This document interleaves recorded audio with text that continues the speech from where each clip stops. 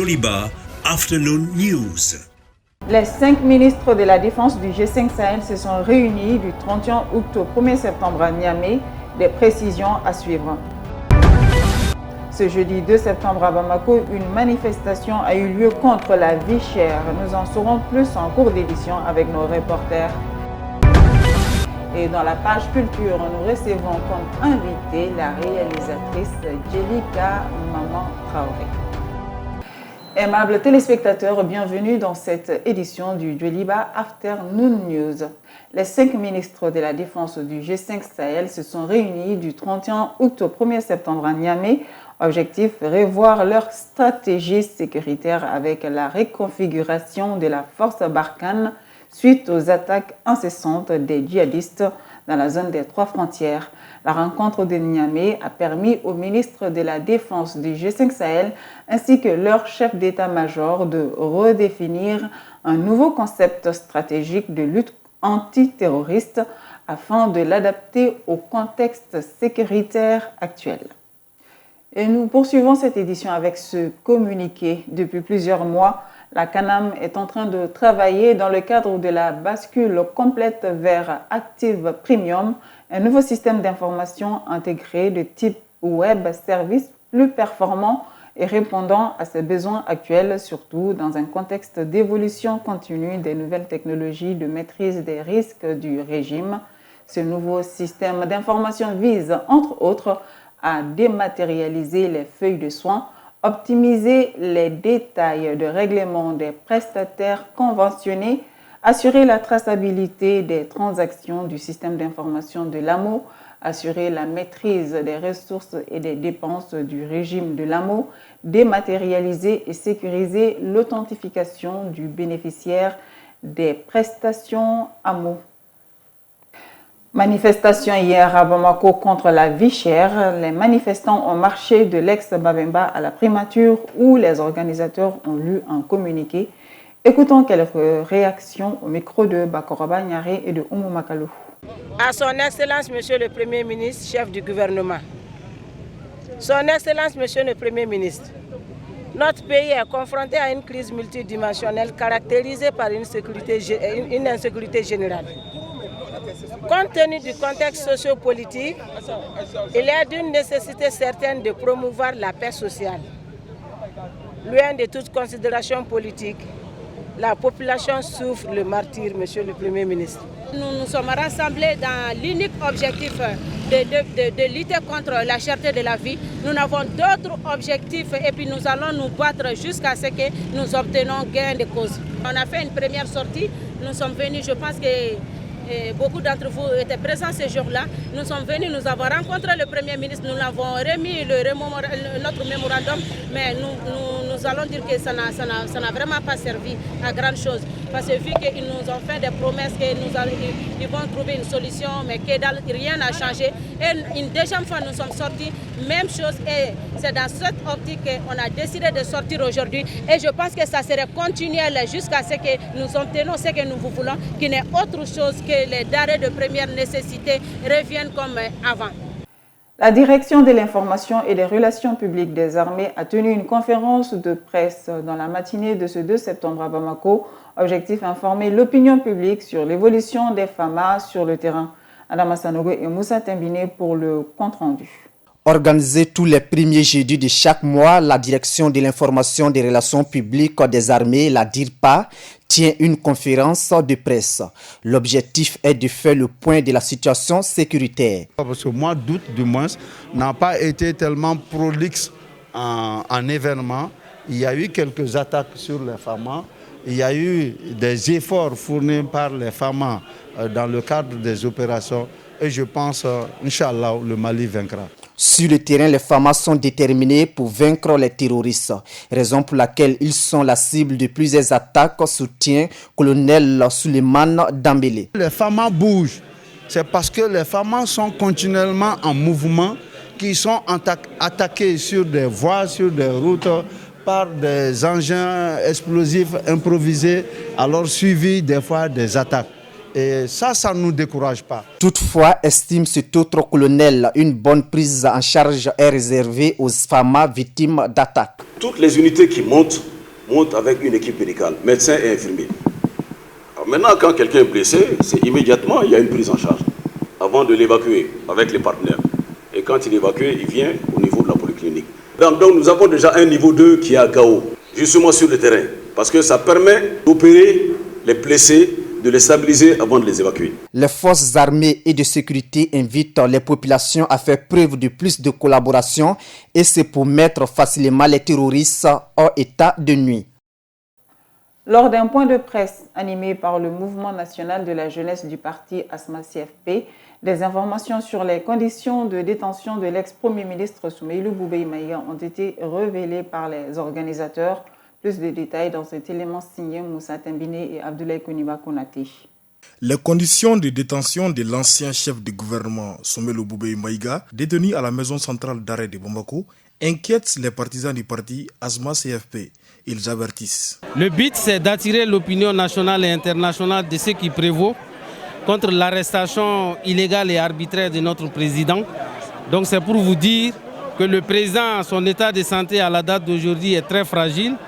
Et les conditions de détention infrahumaines, quand même dit à son rang, parce qu'il est à la maison centrale d'arrêt de Bamako, où s'accroupit plus de 3500 détenus, dont plus de 200 terroristes. Et le président passe la nuit avec plus de 93 détenus, et nous prenons l'opinion nationale et internationale en témoin.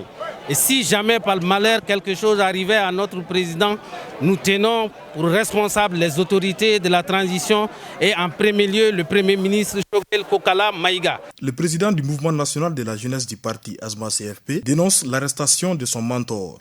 Le dossier n'est pas que juridique. Si c'était juridique, nous allons nous taire, mais nous avons constaté que le dossier a pris des tournures politiques et c'est une question politique. Et vous n'êtes pas sans savoir que le président est l'un des présidents des chefs de partis politiques qui a dit très clairement et de façon solennelle qu'il n'en est pas question de proroger la durée de la transition. Et par rapport à l'organe unique également de gestion des élections, il a été très clair. Et par rapport aux assises nationales également, il a été très clair.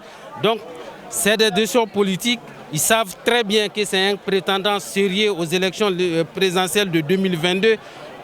D'où tout cet acharnement contre sa personne. Pour ce qui est de la procédure de cette affaire qui crée la divergence dans les cercles juridiques maliens, les représentants des jeunes du parti y voient derrière la main du politique. Et vous voyez que la haute cour de justice, la cour suprême, les membres même sont divisés par rapport à l'interprétation des charges. Donc nous pensons que c'est un dossier qui a été classé sans suite. Et toute tentative de réouverture du dossier à des fins politiques et politiciennes ne saura prospérer dans un état de droit. Les charges sont là, mais c'est des charges fallacieuses à notre avis, c'est politique et purement politique. Nous vous l'annoncions en début d'édition et nous y sommes, la page culture avec notre invitée Djelika Mama Traoré, réalisatrice. Bonjour Djelika. Bonjour. Merci d'avoir répondu à notre invitation et bienvenue. Merci à vous également. Et pour commencer, un résumé de votre biographie, votre parcours. Donc, Djelika Mama Traoré est une réalisatrice malienne née en 1998 à Markala, dans la région de Ségou. Après une licence professionnelle en droit public à la faculté de droit public du Mali en 2017, sa passion pour le cinéma l'a conduit en 2019 au Conservatoire des arts et métiers multimédia Bala Faseke Kouyaté, où elle prépare une licence en multimédia. Djelika Mama Traoré évolue dans une structure de production audiovisuelle dénommée Vortex Group. En 2021, elle est bénéficiaire d'une bourse du projet Yali Film School Fellowship de Accountability financé par l'ambassade des États-Unis, un programme sur la citoyenneté active. Djelika Mama Traoré est réalisatrice de 3 courts-métrages, à savoir Ça suffit, réalisé en 2018, Nimsei en 2019 et Ma Passion, sorti en 2021. Ce dernier est en compétition à la 21e édition de Clap Ivoire. C'était là le résumé de votre biographie, de votre parcours. Est-ce que vous avez d'autres informations à y apporter? C'est parfait.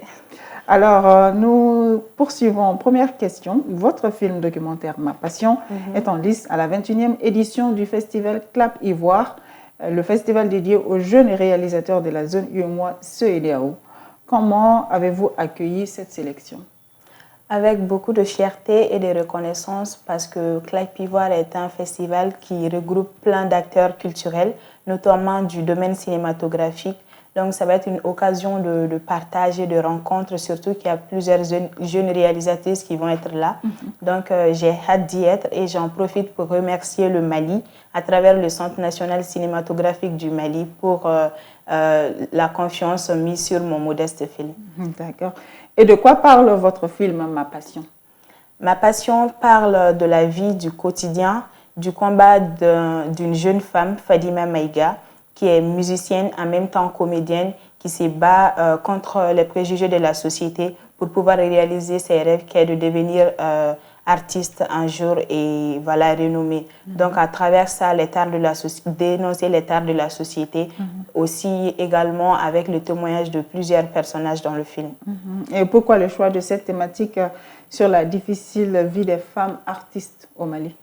Déjà, parce que ça me tenait vraiment à cœur d'en parler. Pour moi, c'était plus qu'un devoir de le faire parce que je suis dans ça et je suis entourée de ça en quelque sorte. J'ai l'habitude de voir plusieurs femmes qui ont la capacité de pouvoir réaliser leurs rêves, qui veulent devenir artistes, mais elles abandonnent parce que l'artiste n'est pas bien vu dans notre société en général, à plus forte raison la femme artiste. Donc, alors que pour nous, c'est très important que chacun puisse exercer le métier qu'il souhaite, parce que c'est à travers ça que chacun s'exprime, apporte sa pierre à l'édifice et surtout conscientise. Du coup, le film s'est fait pour appuyer cette traditionnelle phrase qu'il n'y a pas de saut métier, qu'il y a des autres personnes. Donc, c'est un peu ça. Un peu ça, voilà. Un film pour soutenir les femmes artistes maliennes. En termes de projets, avez-vous des projets et si oui, lesquels? Oui, beaucoup de projets parce que je suis une rêveuse, mais pour le moment, je suis sur un film de série, un épisode que je réalise sous la direction de Isiaraba Amkoulel, un projet financé par la GIZ qui s'appelle Adama, qui est sur les tares de la société également, et aussi un autre projet, un autre thème sur les femmes rurales et d'autres thèmes sur la scolarisation des enfants qui seront d'un moment à l'autre sur vos petits écrans, Inch'Allah. Inch'Allah. Merci d'avoir répondu à notre invitation. Merci. Voilà, c'est tout pour cet entretien de la page culture qui recevait pour l'occasion Djelika Mama Traoré, réalisatrice. Et pour rappel, son film Ma Passion, sorti en 2019, est en compétition à la 21e édition de Clap Ivoire. D'abord, toutes nos félicitations pour cette sélection et plein de succès pour la suite. Merci. Et merci encore d'avoir répondu à notre invitation. Merci à vous, ça fait plaisir. Et voilà, nous continuons cette édition et nous en sommes, après la page culture, voici l'image du jour consacrée au pont Faidherbe. Le pont Faidherbe est l'unique point de passage vers l'île historique de Saint-Louis du Sénégal par lequel le visiteur découvre la ville et son prestigieux passé. Il porte le nom du général Louis Faidherbe, administrateur colonial du Sénégal entre 1854 et 1861, puis entre 1863 et 1865. La ville de Saint-Louis est construite sur une île en 1858. Elle est reliée à la terre par un bac. Celui-ci s'est révélé sous-dimensionné pour absorber l'augmentation du trafic. Un second bac est alors construit. Ces bacs ont rapidement montré leur sensibilité aux crues hivernales du fleuve Sénégal. En 1865, sous l'autorité du gouverneur par intérim, le capitaine de frégate Robin, les bacs sont remplacés par un pont flottant. Ce pont était appuyé sur 40 pontons en tôle. Il avait une longueur totale de 680 mètres pour une largeur de 4 mètres. Un décret impérial lui donna le nom de pont Faidherbe. Sa conception nécessitait des travaux de maintenance importants, vérifier les chaînes qui maintenaient les pontons, vider les caissons de l'eau d'infiltration Ouvrir une fois par jour la passe navigable en déplaçant une partie comprise entre 3 pontons. En 1891, le gouverneur Henri-Félix de Lamotte propose de reconstruire le pont en faisant contracter un emprunt à la colonie auprès de la Caisse des dépôts et consignations avec un taux de seulement 4%. Et maintenant, place à l'actualité hors de nos frontières avec Aminata Traoré.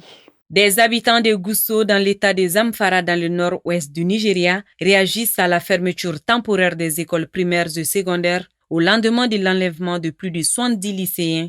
Dernier kidnapping en date d'une longue série visant les établissements scolaires. Je suis à l'aise avec les mesures qu'ils ont prises pour que la paix règne dans l'État. Car même en cas d'insécurité, les enfants ne peuvent jamais se concentrer pour apprendre. Je suggère que les écoles et le marché restent fermés en attendant que la paix règne dans l'État.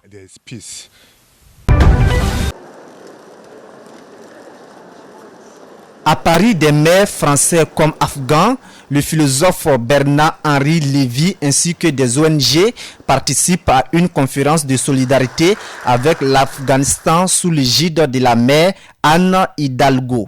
Nous ne pouvons pas abandonner les femmes afghanes.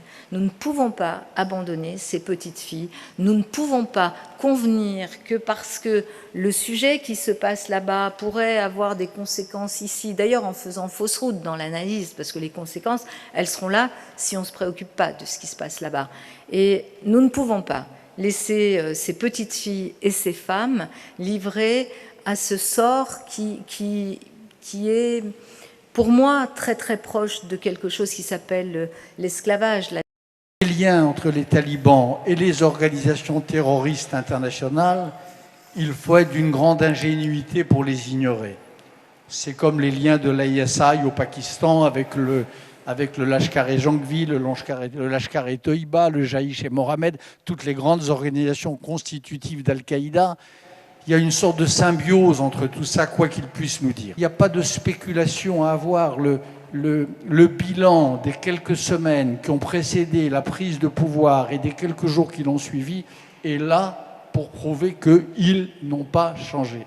Que ce soit avec les dessinateurs, avec les chanteurs, les musiciens, avec les collègues de Tolo News, dont certains sont morts dans les dernières semaines. Le bilan, malheureusement, est là et il parle pour lui-même. Copenhague, Danemark, elle est accusée d'avoir contrevenu à la loi en séparant d'office des couples de demandeurs d'asile. Inger, ex-ministre de l'intégration du Danemark, est jugée devant la Cour spéciale de justice, une procédure rarissime dans le pays scandinave. Le bilan des victimes de la tempête Ida est de nouveau revu à la hausse à New York et dans sa région avec au moins une quarantaine de morts. Je ne peux même pas compter mes pertes en ce moment. Vous savez, c'est comme ça que je nourris ma famille. J'ai 3 beaux enfants, une femme et une bonne affaire. C'est tout ce que je voulais dans la vie. C'était mon rêve. Et j'ai l'impression d'avoir tout perdu maintenant. Ligne droite de ce journal, c'est du sport, notamment les éliminatoires de la Coupe du monde de football. Pour son entrée en lice aux éliminatoires de la Coupe du monde de football Qatar 2022, l'équipe nationale du Mali a dominé ce mercredi 1er septembre le Rwanda par le score de 1-0 au grand stade d'Agadir au Maroc. Amadou Tolo revient sur la rencontre. Dès le début de la rencontre, les Aigles du Mali imposent un rythme infernal aux Rwandais. Ainsi, à la 17e minute, sur un mouvement offensif, Moussa Djenepo est fauché dans la surface de réparation par un défenseur rwandais. L'arbitre siffle un penalty. Le joueur lui-même se charge de l'exécuter, mais sa tentative est repoussée par le gardien rwandais. 3 minutes plus tard, le même joueur sert idéalement Adama Traoré dit Malouda qui se défait d'un défenseur et du gardien de but adverse avant d'ouvrir la marque à la 20e minute. Par suite, les Aigles continuent leur domination mais sans pour autant concrétiser. Les attaquants pêchent toujours dans le dernier geste, à l'instar de l'occasion ratée à la 25e minute par le même Adama Traoré. C'est ainsi que nous partons à la pause sur le score d'1-0 pour les Aigles du Mali. En deuxième période, le Mali déroule un football physique en procédant. Par contre, les Aigles gèrent tranquillement le match jusqu'à la fin. Score final 1-0. Après cette victoire, le capitaine Amari Traoré et ses coéquipiers doivent confirmer le lundi 6 septembre contre les Ougandais à Kampala. Ces deux rencontres s'inscrivent dans le cadre des éliminatoires du Mondial Qatar 2022. Mesdames et messieurs, c'est tout pour ce Djoliba Afternoon News avec toute l'équipe. Si tout va bien, nous allons nous retrouver dans un instant pour l'édition de Djoliba Evening News. En attendant, merci à toutes et à tous pour votre aimable attention et bonne suite de programmes sur Djoliba TV News.